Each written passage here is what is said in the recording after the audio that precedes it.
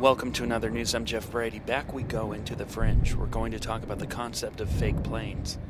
The idea of fake planes, such as a hologram or post-production TV manipulation, emerged in the mainstream public consciousness after the attacks on September 11th, 2001. A year or so later, there was an increase in those observing chemtrails, or jet aircraft leaving persistent jet contrails that spread out into man-made clouds. A topic that this show, in other news, covered in depth for many years. Well, that artificial cloud cover, as many listeners know, occludes the sun, modifies weather, and consequently reduces the process of photosynthesis, among other problems down here at the surface. Well, as more people pointed their cameras to the sky, strange anomalies were caught on film, such as the aircraft morphing into odd shapes and unexplained reflections. Are these anomalies simply artifacts of distance and an atmosphere filled with particulates? When you stop and think about it, the fake plane topic can be the lynchpin to the broader discussions of UFO disclosure, free energy, the 9/11 planes, and chemtrails. It's an area that few people speak about publicly. Past guest Alison Kruse discussed her experiences filming aircraft at night that reconfigured their light arrangements to mimic jets. Well, we talked today with Jennifer O'Brien, a mother of 4 children living in Toronto, Canada, who has witnessed and filmed the so-called fake planes during the day, twilight, and at night.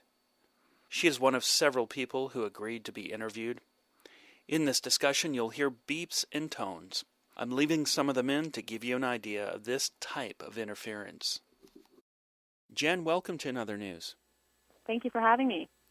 Well, you're located in Toronto, and a handful of people in North America are posting their videos of strange craft that appear as jet airplanes, maybe commercial jets. And a lot of these are caught at night, but you and several others have been catching them during the day. Can you tell listeners how you began noticing these aircraft and then deciding to record them? Okay, so back in October of 2014, so just this past October, I woke up one morning with a really bizarre pattern of bruises all down my left side. It was the weirdest thing. They were dime-sized and perfectly round, exactly 3 inches apart down my left leg, and a singular one on my forearm. You know, at first I kind of just ignored it. I thought, this is bizarre. You know, I'd gone to bed and I didn't have any bruises, and I wake up with all these funny bruises. And then when I looked a little closer, I noticed it was a pattern. So I just, you know, I didn't know what to make of it. And then all of a sudden, something just kind of hit me where I thought, could it even be possible that maybe I was taken?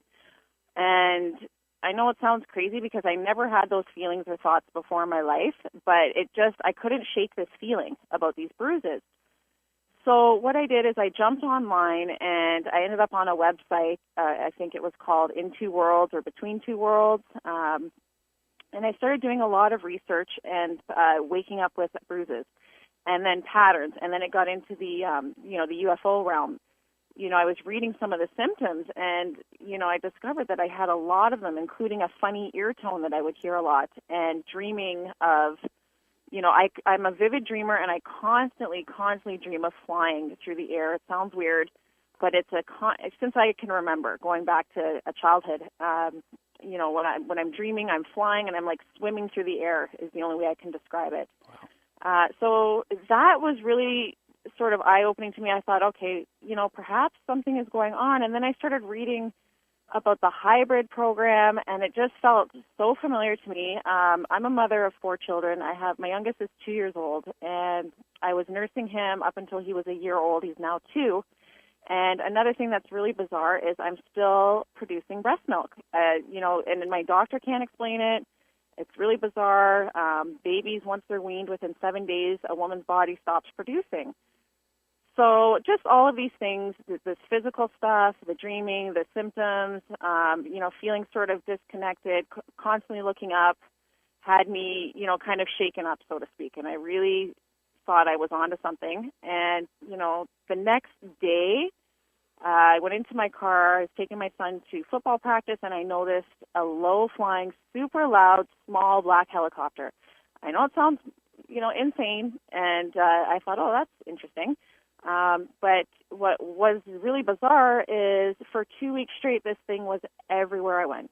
I could go, didn't matter where it was going. I seen it everywhere. So did my children. So did, other parents on the football team, neighbors, and it was just crazy. I would even call my dad on my cell phone and say, "Can you hear that?" And at first he was reassuring, "Oh, it's probably just a news helicopter." Jen, this sounds typically paranoid. Yeah, but my father was really kind of understanding. He said, because I told him about the bruises, and he came over and had a look at them. Now, one thing I can tell you about my father is he sort of was always open-minded. He's an ultralight pilot. He, has always pointed out things in the sky, and just as a young child, I always just felt like, maybe I would see something someday, right? I always believed, so to speak. But anyway, so he just said, I wouldn't worry too much about it. But as time went on and it kept happening day after day after day, even he thought it was very bizarre, and along with anybody else that was with me during this time. And another bizarre thing is I would try to take a picture of it just because, at this point I felt like I was kind of paranoid. So I would pull over to try to document it, and, it would take off. Like, it would just veer off, would not allow me to take a picture. The only time I actually was able to get one picture in 2 weeks, and I'm talking non-stop visibility of this thing, was when I was at a red light, and I took my cell phone and I snapped one quick. And that was, the only shot I could get of it. And, I'm just thankful I had witnesses, because otherwise, you would think you're losing your mind. So this was happening. This helicopter activity kind of died down after a few weeks, and December 24th, which was Christmas Eve, I was at a red light, and I was actually right in my neighborhood, and I look up, and I see this black triangle hovering, and it just was crazy. I couldn't believe what I was seeing. I'm at the red light. I'm looking around like, does anybody else see this? Mm-hmm. Nobody seemed to really notice it. Kind of shook me up. I pulled over. Again, I wanted to take a photo. By the time I made a left-hand turn to turn around, get out of the car, it was gone. It was gone like it had never been there. And I came home, and I have teenagers, and I told them what happened. They started laughing. They're like, whatever. So I said, no, I'm serious. I seen this giant black triangle with lights on each tip, and the lights were so bright, I couldn't describe them. They look like just pulsating, the brightest lights you've ever seen in your life. And it was silent, too, because I rolled down my window and I stuck my head right out. And so then I went on the internet again, and I started looking up black triangle. Now, to be honest, I've never known anything about, I was interested in the topic of extraterrestrials, but I don't, really know about certain crafts, and I've never heard of a black triangle before. So when I Googled, black triangle UFO, all these pictures came up, and I said, oh, my God, that's exactly what I've seen. So I pointed it out to my kids, and I said, other people have seen this thing, too. And what I did is I reported it to a website because I just couldn't shake it. I reported it to a website that takes information in local sightings in this area, or, the Ontario area. Mm-hmm. And, the person got in contact with me, the researcher, and had confirmed that sightings like this have been known since the 70s around Lake Ontario and around this area. Oh, that's interesting. Yeah, it's not anything new at all. And she had said to me, kind of put out a telepathic thought into the world, that you would like to see it again. And I thought, okay, this is getting, this is too bizarre, but I'll try. I'm really open-minded, so I thought, okay, why not? And literally a week later to the day, I saw it again. And I was with my 7-year-old daughter. Same thing, I was driving, and it zoomed. I wouldn't say zoomed, more like floated past our peripheral vision. I turned around. I got a good look at it. So did my daughter. And I didn't have a chance to take a picture of it. And then I got home, and I made sure I reported that sighting as well. And she told me to ask my daughter to draw a picture, which I did. She was pretty detailed for a 7-year-old. I guess we're getting into like close to January, end of December. And then just after that, I started seeing these orange orbs everywhere. Bright orange balls of light. really bizarre. So I didn't realize at that point they were turning, mimicking aircraft. All I saw was these orange balls. And then when I seen them, I recognized them because I had actually seen two before. And I remember the exact date because it was kind of significant to me, and I thought it was very weird, was July 1st, 2012, and that's Canada Day here, and, they do a big celebration at night, and there was fireworks and stuff, and I saw these two orange balls floating around, and where the park is that does the Canada Day celebrations is right beside one of our nuclear power stations. Now, Jen, regarding the orbs, how far apart were they? Were they traveling together? Did they look like an aircraft? What did it look like? Okay, so it was, one just sort of appeared out of nowhere. It was probably about the size of a beach ball from standing on the ground. I would say maybe 100 feet in the air. And then directly behind it at the same altitude and sort of, I would say maybe 40 feet apart from it, came another one. They just kind of silently flew over our head. They were just an orange ball. We didn't see or hear any sound or any navigation lights. So I just, I kind of just put it in the back of my mind. I just thought, well, maybe that's a UFO. So, but I never thought anything of it since, and until just, after the Black Triangle sightings, I started seeing these orbs again, and then I remember seeing that at the nuclear power station. So yeah, I would just, be out, and they would just appear out of nowhere, and they would be really low, treetop level. And so I contacted the researcher, and I had asked her, now I'm seeing orange orbs everywhere. They look like, I couldn't even describe it. I'm not familiar with UFO terminology, but she said, plasma balls. And I said, well, I guess, they're the most brilliant amber orange you can ever imagine, and they twinkle. And I do have a really good pair of military-grade binoculars to watch football when my son plays. So she said, get out the binoculars and have a look, and that's what I did. Mm-hmm. And so I did go down to the lake shore, and they would just come one after another. And then I thought, okay, I have to film this. So I went down there and with my son, actually, and it was, 12:30 at night. They were just coming, like, in droves. And one went right over our head, and that's when we saw it transform from an orb to, like, a triangle shape, then to an actual airplane. And so my son says, he goes, it's an airplane. I go, there's no way these are normal airplanes. Like, they're silent. You don't even hear them. And then once they're right on top of you, if it makes any sound, you'll hear maybe a vacuum noise, or is the way I can describe it, or, like a quiet lawnmower, but definitely not, at such low altitude, a jet engine. It's just, I can't describe it. It's just not normal. I do understand that there are jets that the military manufactures that are quiet. They do make noise, but they're muted. And they were put on certain jets at military bases in areas where there's a dense population, and it doesn't rattle the communities. So there's that, but you're talking silent, right? Oh, yeah, many times just silent. I mean, when they're in such close proximity, you don't hear a thing. And oftentimes you won't hear anything, but sometimes, like I said, they will try to mimic conventional aircraft noises, but it just doesn't sound right. And I'm not an aviation professional by any means. I'm only just documenting the experience. If they are military craft, I mean, they have some pretty advanced technology, but these things seem telepathically connected, and I can get into that a little later if you like. Sure. Let's review some of the material that you've given us here. It started off with the bruises and the marks on your legs, and then you started to look at Carissa Conti's website, intoworlds.net, and listeners may have recognized that if they're a regular listener to the show, and she's been on a number of times discussing topics such as interference. This has connected some people together, and her work is it's another validation of how important her work is. Then that helicopter was following you around, and that is really interesting. And then the Black Triangle. Then, after you reported it, you had an experience of the telepathic connection. I think a lot of listeners who've had similar experiences in their lives, you've had a crash course here into the paranormal world, specifically with these UFOs and whatever occupants are in them. On the show, we've talked about the various types of mimicry, such as balloons and birds, and now the drone world is muddying up the waters in this particular area even more.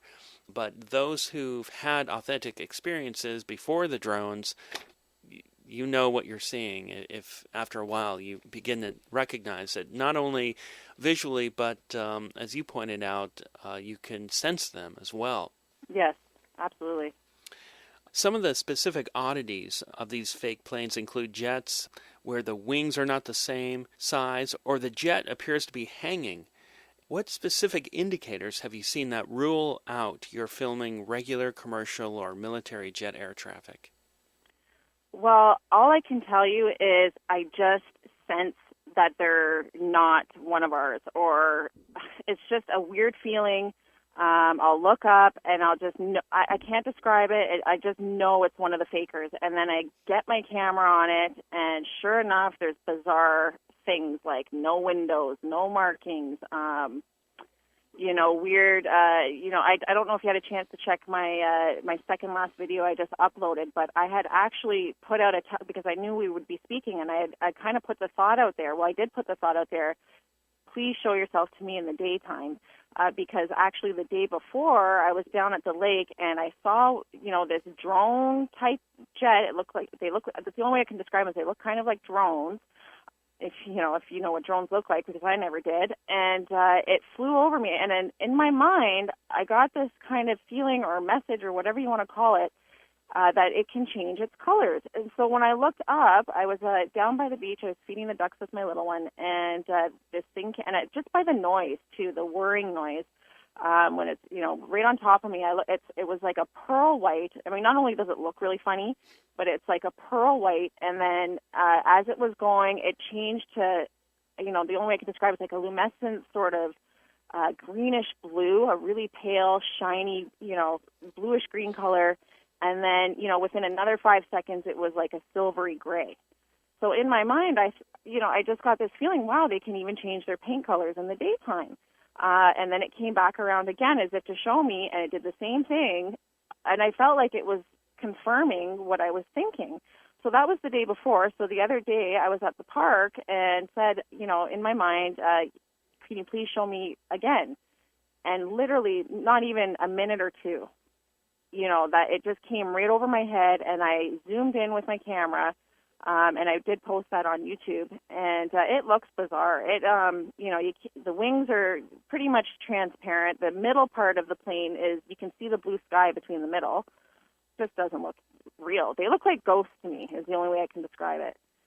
And so that happened. So I did upload it, and I did actually, because there's another gentleman, Rod Hilderman, who is filming the same sort of phenomena for years now in Alberta, and I did send him the link to that video, and he hit me back with the exact same plane.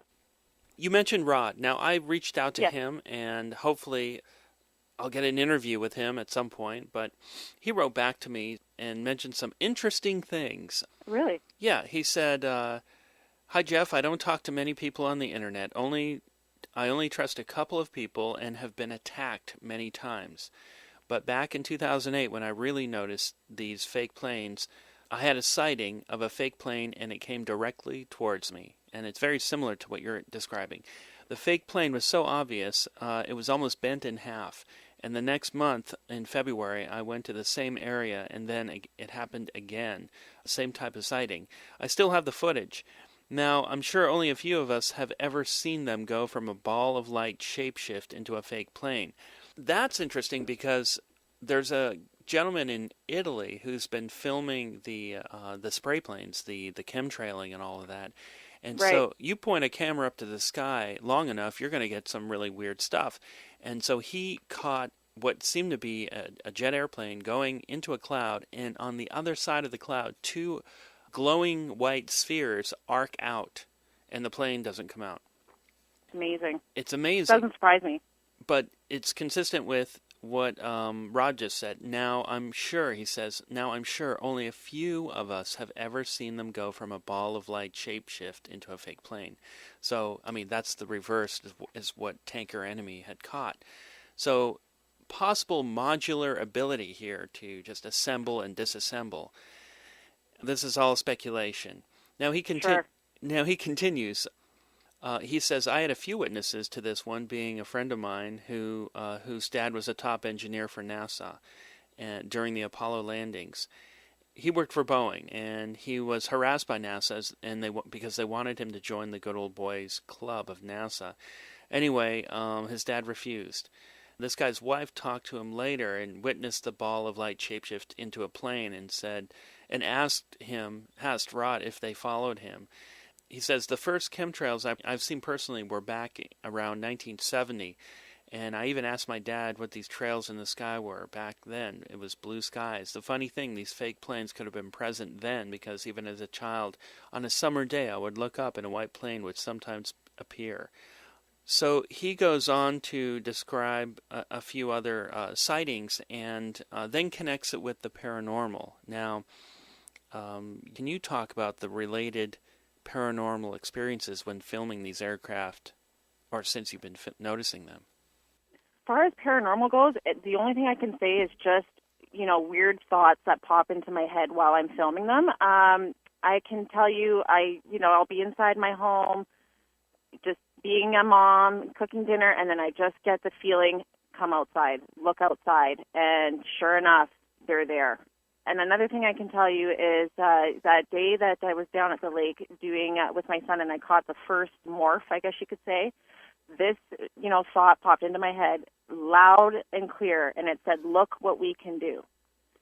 I don't know how to describe it. I just know when they're there. I just get a feeling or a thought that says, look outside, come outside. And I'll tell you, every time I second guess myself or think, okay, am I just a freaking lunatic and, a huge fleet of aircraft circle around me 24/7, because I don't know why, maybe there's a fleet that we don't know about. Something will happen to prove their existence. They'll come out in droves. They'll do crazy things. Some of the maneuvers I've caught on film are just impossible for regular aircraft to do. They do follow me as well everywhere I go. I have footage of that. I can be an hour out of the city. I get 2 or 3 escorts, orange balls, flying parallel to my car. So as far as paranormal experiences, it's just the thoughts and the feelings, the telepathic connection. That's all I can really say at this point. Nothing, sort of creepy or bizarre has happened. I do feel I go into somewhat of a trance. When I'm out filming them, time just flies. I don't lose time per se, but because I do have all the footage. But 3 or 4 hours can go by, and I'm out there at -20. I don't even really feel it. Yeah, it's just I feel compelled to do it. I can't control it. I couldn't stop if I tried. I feel like I have to do it. I have to film them. I don't know why, and I just feel like I need to tell people about this. And I don't know, I don't have any answers at all. There's a lot of theories floating around there. I don't feel anything negative about it, but, there are some people that believe it's a negative thing, it's an invasion, but I just feel like they're kind of playful. I mean, they interact with my children, my teenage children, they're friends. Mm-hmm. I showed a gentleman, a friend of mine who, is very open-minded, and he said, do you think I'll see one if we get together? I said, it's possible. I know my kids see them and their friends see them when they're with me. And now they're seeing them without me. And so sure enough, we went for a little drive, and this is nowhere near an airport. And 2 showed up. He had to look through the binoculars, and he says that was just a few days ago. He hasn't been able to sleep for 3 days. There's that other person out there in Toronto, and I'm sure there are others, but one that we both know is Douglas Carter. Yes.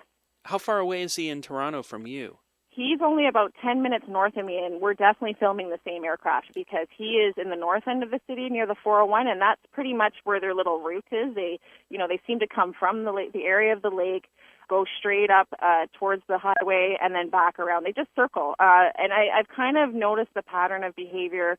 The smaller type morphers, which I call the workers in my videos, they seem to almost be on autopilot. They just, they're on a track. They just go. They're all perfectly paced apart.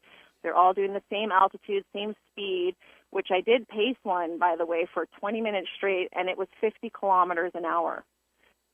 I don't know. I don't know how they can go so slow. and I'm not saying I'm a professional at pacing, the speed of aircraft, but I mean, it did stick with me at that speed for 20 minutes. So he is filming them off his balcony looking south, and, he's filming what I refer to as the shadow planes. These are larger aircraft. They look like just regular commercial aircraft, but they really don't. I mean, to me, they look like, again, ghosts, but they're dark. They're like a gray color, and they appear every night on any given clear night, right at dusk, and they just circle and circle and circle until it gets dark. And then I guess they mingle in with the other ones. So that's what he's getting, and I'm sure he's getting some of the ones that are on autopilot as well.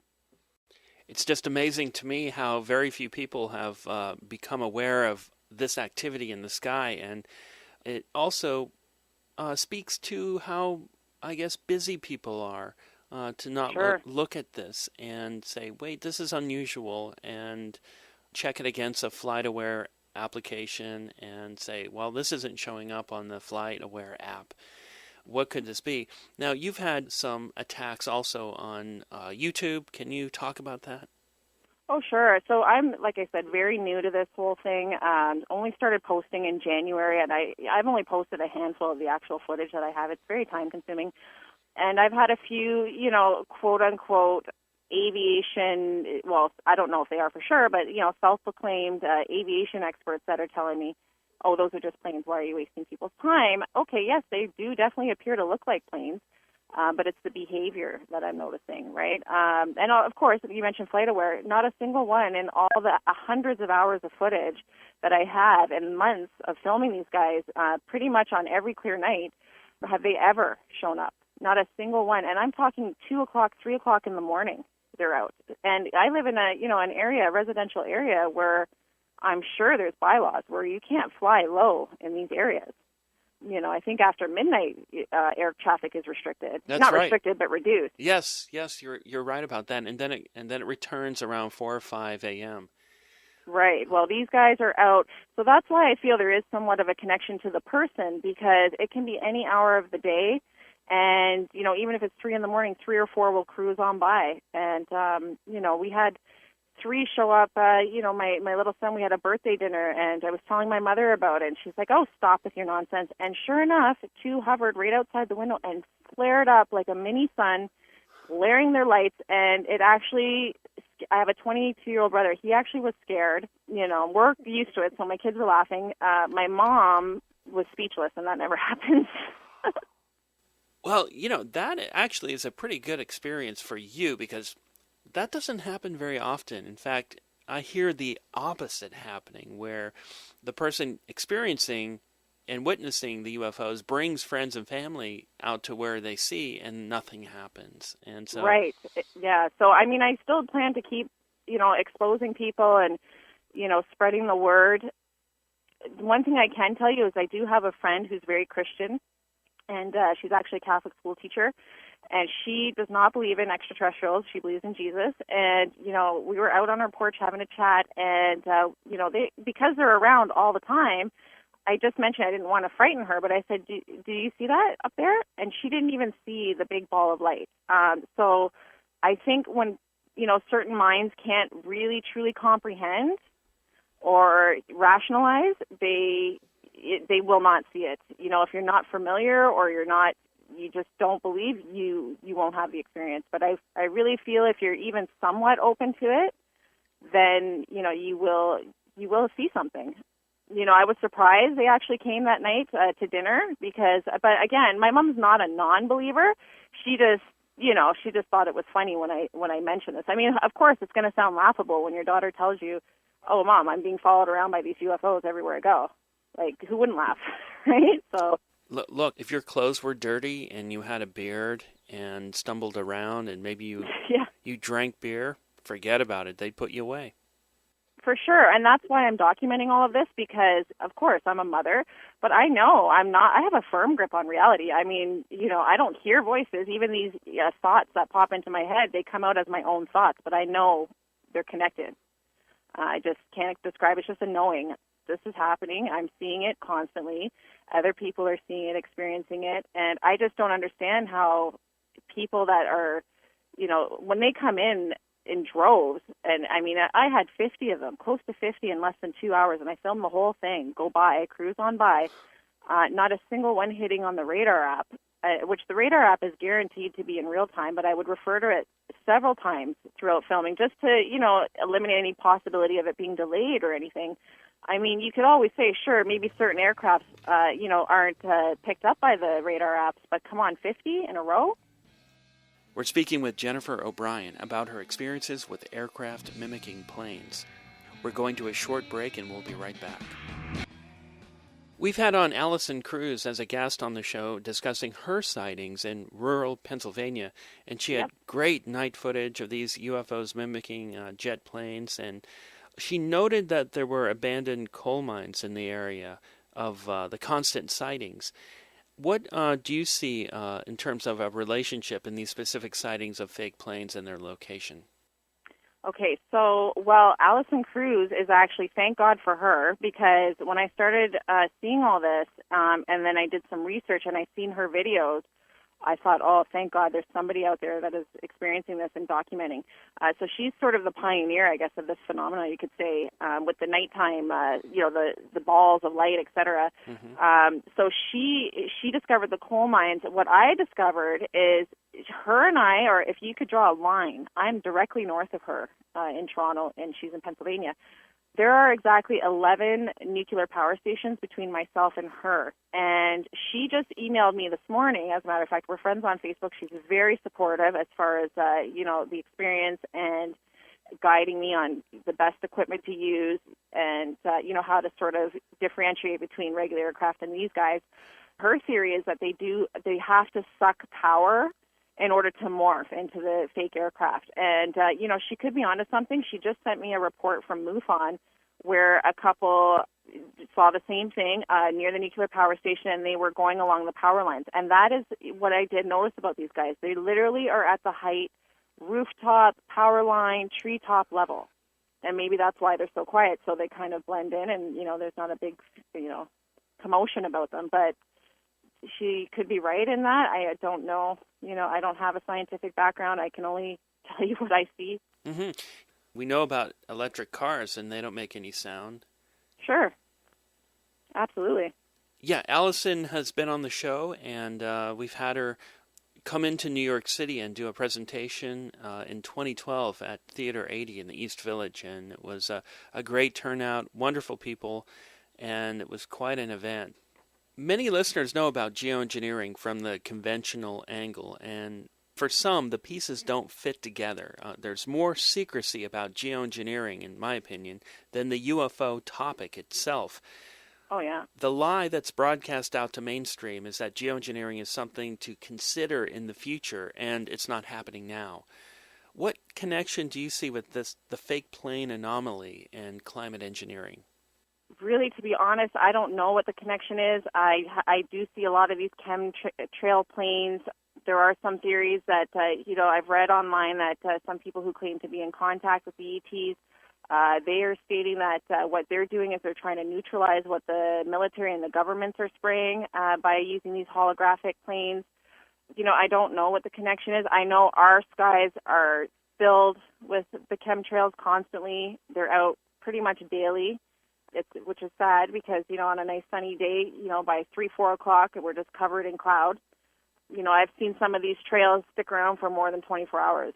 So, and I've started sort of documenting that as well, taking pictures and, because this is something new to me and I don't know what the connection is, but I do feel it is all tied in. If the fake planes are spraying, that really opens up a Pandora's box. I've filmed non-plane aircraft spraying amid what looked to be as planes spraying. So the questions that follow are numerous. What are they spraying? Is it harmful or reversing the damage being done? It's all speculation. We certainly don't know. A woman in Canada wrote a book called UFO Defense Tactics: Weather Shield to Chemtrails.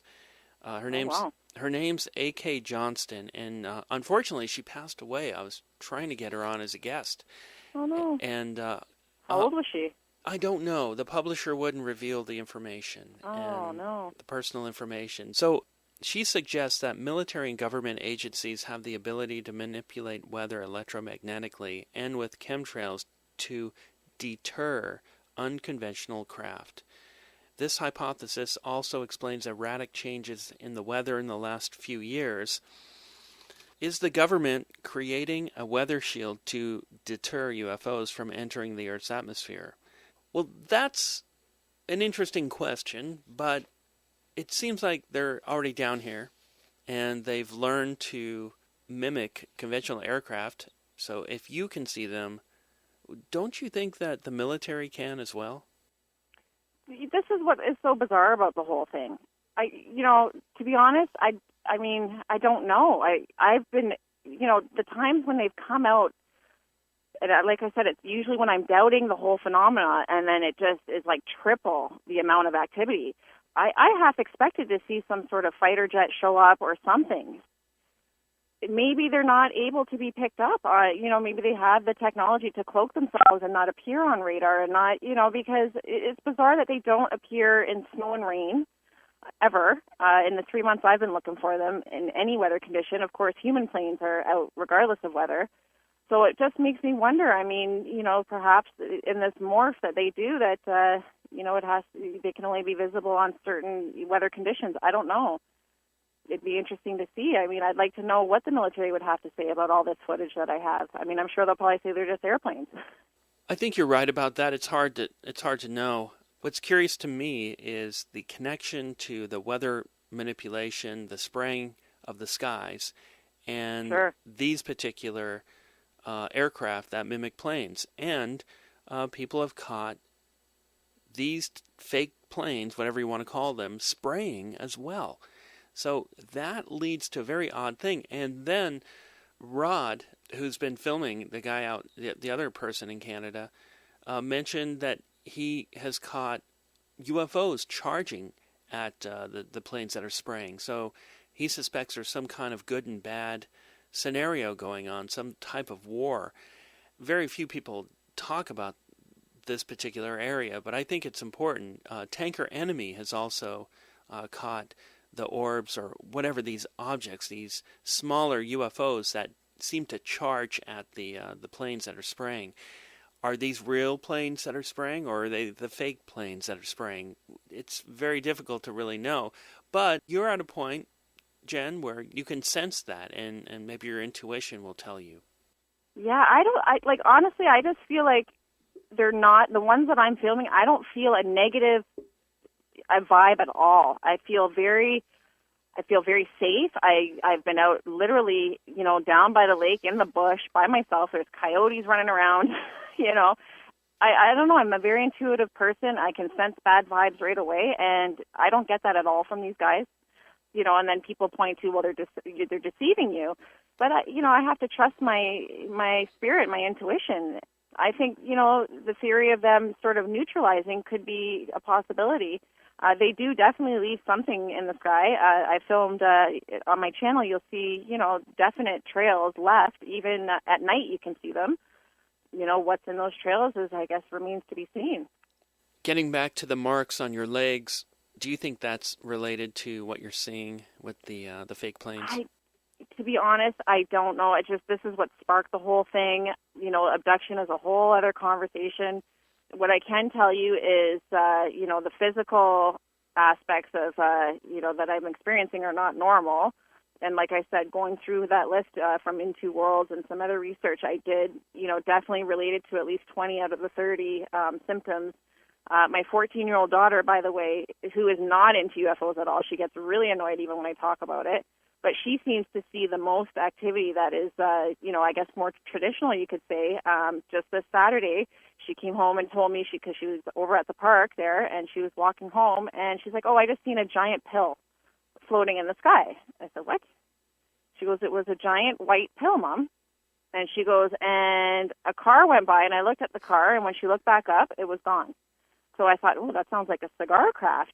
She sees things regularly. She called me not too long ago she said she was sitting there watching TV and something told her to go out and look in the back window. And she did, and she's seen a black triangle hovering above my my tree line in my backyard. I said, what did it look like? And she said it was a perfect black triangle with lights on each corner and a red ball, a red glowing ball. She described it on the belly. I thought, okay. And she, like I said, she's not, when I try to talk to her about this stuff, she's just kind of not into it. But she will tell me when she sees weird things. And so for me, that was just confirmation that, something is happening. There is some visitation happening. She also suffers from nosebleeds like you wouldn't believe, no medical explanation for it. So there's just like weird things. So I don't know. I mean, I would love to know if this is happening. I would love to get answers for sure. Yeah, from here, a lot of people do the hypnotic regression to see if something happened and they can maybe locate a specific date. But you have to be really brave, and that opens up a lot of different things that some people don't want to experience. And sure, I can see that. I mean, when I read about abductions and these horrifying things that may happen or may not happen, you have to sort of look at it from the perspective of if there's such horrible things happening and, they're, evil entities or what have you, why do they return you and why do they erase these horrible memories? If that's the case, I mean, there has to be some sense of, conscious there in that aspect because, if they're so evil, they would just, be done with you. But who knows, right? I mean, this is just my feeling. Mm-hmm. Getting back to the fake planes, the concept is really amazing to me. The fake plane or the hologram, whatever it is, it's certainly a mimicry and a grand conspiracy that, to me, it would seem impossible to keep quiet. But somehow the public's perception is altered in a way that this is able to occur. What does that tell you about society? It's scary to me because I feel like people are just in a slumber. If they are exposed to it, maybe they don't want to know. Like, for example, my brother, I kept trying to point it out, and he just kept looking down, terrified. He says, I don't want to know. I said, you don't have to be scared. It's better to know. Knowledge is power. So I think that's kind of typical for the average person. They're, busy with their smart devices in life. And, unfortunately, I don't know, maybe I'm just an oddball, but I've always felt sort of, I don't know, like I'm like this is the dream and, reality's on the other side kind of thing, right? It's just, I don't know how to describe it. Somebody described it as the movies are true and the news is fake. Right. It just feels like a matrix, right? And I've always had these, and that goes back to the symptoms of abduction where you just don't feel connected the way that I guess regular or normal society is. I've always felt like an outsider. I've always kind of felt, and this airplane activity is brand new. I mean, I've been looking up since I was a child, always feeling connected to the stars and always looking out, when wanting answers and, having a bad day, just, that makes me happy to just look at the stars. So it's bizarre altogether for sure. Well, Jen, what do you have to say to others who are seeing similar things? Trust your intuition. If something feels strange or off or just not right according to your internal guidance system, get out a camera and start filming, because if it wasn't for other people documenting these experiences, I wouldn't have been encouraged to tell the world what I'm dealing with and what I'm going through and my family is going through. So I think it's important to don't worry about being laughed at or what people are going to say, because, at the end of the day, it's really for you to document what you're going through. And hopefully, if somebody else is out there and they're experiencing the same thing, if you're willing to put your information out there, you could be helping somebody, right? I just do this for myself to, definitely confirm that what I'm seeing is actually happening. And also, hopefully I can help somebody else out there that's scared to, talk about their experience. Where do you go from here now? I just keep going outside with my camera. I mean, I will be documenting this until it stops. And from my understanding is it only can last maybe a few years, if that. So, this seems to be the pattern. Alison, I guess she had a couple years of activity and it somewhat died down. So I guess that's all you can do is just try to, get it on film while you can, and hopefully one day. I mean, this is happening all over the world. Just from my research, it's in Alberta, it's in Toronto here, it's in Pennsylvania, California, Germany, Spain, the Netherlands, and then you mentioned another place as well, Italy. Sure, it has to be happening elsewhere as well. It's just people are not documenting. Yes, it's happening in Maryland. It certainly happens here in New York City. Oh, yes, and New York State as well. There's a gentleman I spoke to there. He feels it's a government mind control operation, so that's a whole other conversation. If you look at I think it's my last posting that I did in the nighttime, I verbally, this is how I know they're telepathically connected. I don't think I mentioned this in the interview, but I verbally asked, because they do these funny patterns, which I'm sure you're aware of with their lights, right? Things that just aren't conventional at all. They make an X or a perfect T or a cross, and they light up like a Christmas tree. And so one was coming by my window, and I said to it out loud, I said, I'd really like to see the T, I call it Mr. T, right? I haven't seen that shape in about 3 weeks or so, and I said, just to confirm that you can hear me, can you please show me the letter T, Mr. T?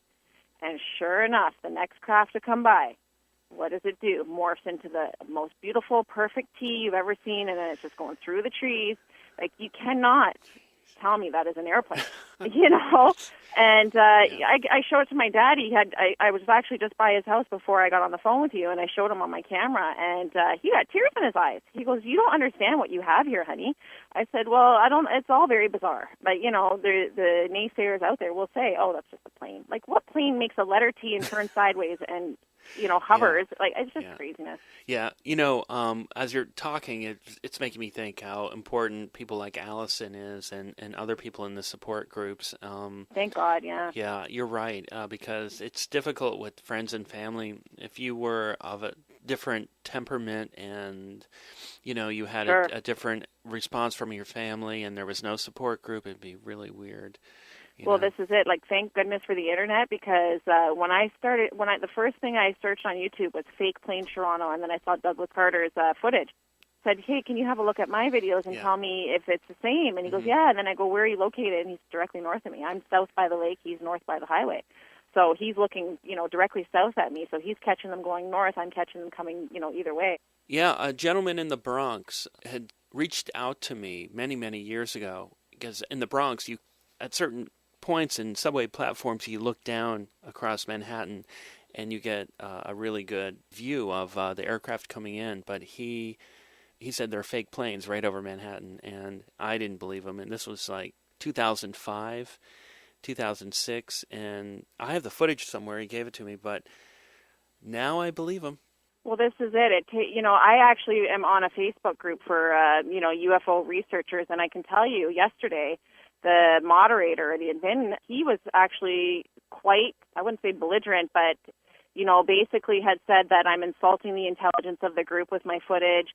They're all just airplanes, but could not respond to anything that I said regarding their behavior, the fact that not a single one is hitting on radar.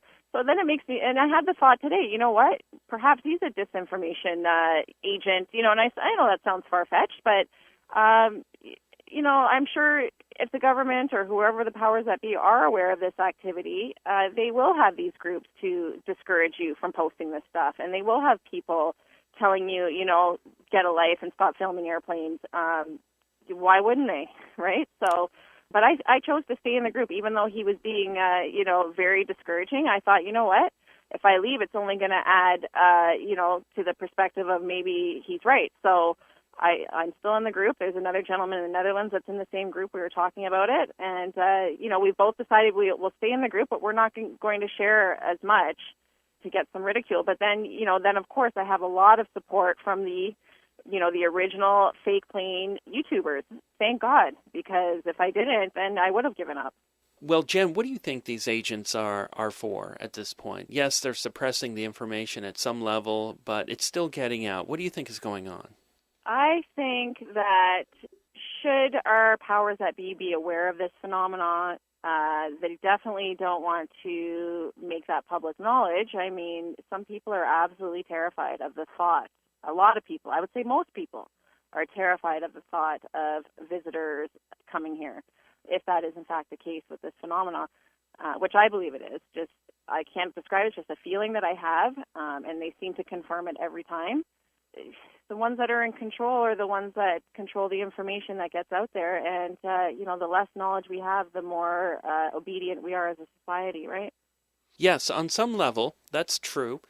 Disclosure at this point, it's interesting that Canada is definitely in the lead on some level to help disclose this information, the UFO files that the government keeps. The United States, however, is very quiet on that, and there's always backdrop noises about it in the United States. Who knows why the United States isn't interested in full disclosure of the UFO alien world? That remains to be seen. Many people can guess that they've reverse engineered certain technology. That's highly suspected. And, of course, the military working with these beings. And so if disclosure happens in the United States, that's a pretty big dam breaking and a lot of information flowing out. It implies free energy. It implies a real different look at the world, and one that may not be in the New World Order's plans. Yes, I agree. Our former defense minister, Paul Hellyer, I'm sure you've heard of him, is very adamant about the disclosure of extraterrestrials being on this planet, living beneath this planet, the various bases around the world. He's very forthcoming and upfront about his experience in the military with, extraterrestrials being here and more to come, apparently, according to him. So it's interesting. I mean, it would be nice if we had more people like him wanting disclosure. And I think, just as a society, just as people in the world, if this is the case, then we should really embrace it and try to move forward in a positive way, right? Indeed. Well, Jen, I want to thank you for being on In Other News. It's been a delight to have you on and discuss your experiences. My pleasure. Thank you for having me. That's going to do it for In Other News. I'm Jeff Brady. It's possible that this is the last In Other News show at this time, Monday, 10 p.m. There are program changes going into place. I've enjoyed hosting this show for the past 5 years. It's been a powerful learning experience for me, and I suspect if you've been a regular listener, it may have also had some value for you. Well, it's important to let the program director and station manager hear some sort of feedback so they can keep it in mind when rescheduling this show. When you send an email to them, please include my email. That's always helpful. inothernewsradio@yahoo.com. One word, inothernewsradio@yahoo.com. Even if this show helped you go to sleep a bit easier, please let the station know. Thanks for the great call-in shows, the emails and feedback, and the support during the fund drives. Meanwhile, visit me at inothernewsradio.com.